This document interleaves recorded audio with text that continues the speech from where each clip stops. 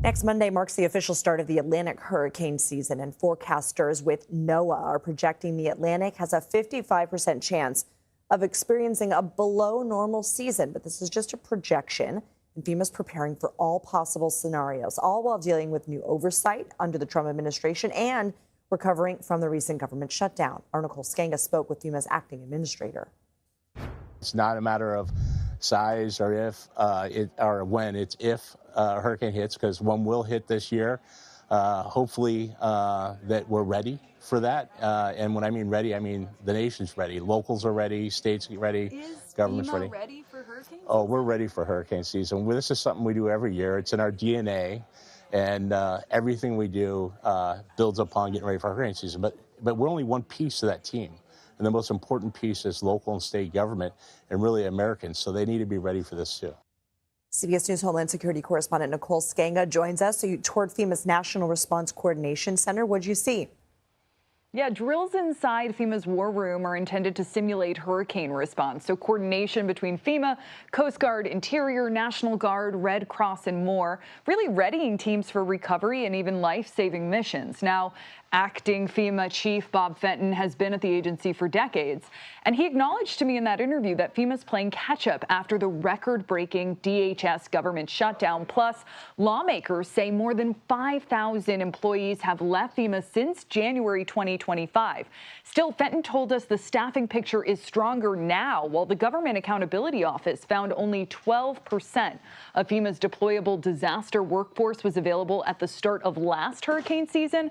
That number today is 31%. The agency recently moved to bring back roughly 200 employees it had let go ahead of hurricane season and the FIFA World Cup.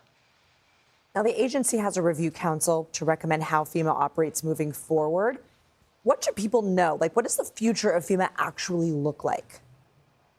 Yeah, the Review Council is pushing a model that would move more responsibility in the aftermath of natural disasters onto states and local governments over time. What could change? More state control over recovery decisions, efforts to cut FEMA red tape, even new technology, including AI, to modernize how survivors get individual assistance. The tension here is whether FEMA can reinvent itself while also suffering from so many workforce losses.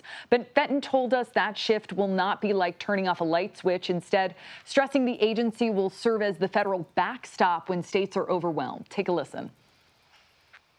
I want to ask you, just because I think there has been criticism out there and discussion, so I want you to set the record straight. Have any states been treated differently in disaster aid decisions because of politics? Can you say unequivocally that FEMA recommendations are based on damage and on need? Yeah, so my job since I've been here is to be responsive to all states and local governments uniformly. I've been here for about 2-3 weeks, and in that period of time, I've made sure that we have met everyone. We are putting all our non-disaster grants out right now that all states and local governments can compete for. We are taking up the back funding and starting to push that out as quick as we can. Just did a emergency declaration for California this weekend for a hazmat event. That's your region. That's my region, and so we are there supporting everyone. So you can look at Governor Newsom and say, we're going to be there for you, regardless of the politics of the state of California. I was just there this last weekend, and I was home this last weekend, and we were there, and the president declared a state of emergency for the hazmat event this last weekend. We're also getting ready for World Cup, which is across a bunch of different states, and also Freedom 250. And so we're working with all those states, red, blue, all American. We're working across the country with all different sectors of the country. And Fenton pointed to that recent emergency declaration in California and FEMA's work on the World Cup across all states as evidence that the agency is going to show up, Lindsay, regardless of politics. Nicole Sganga, thank you.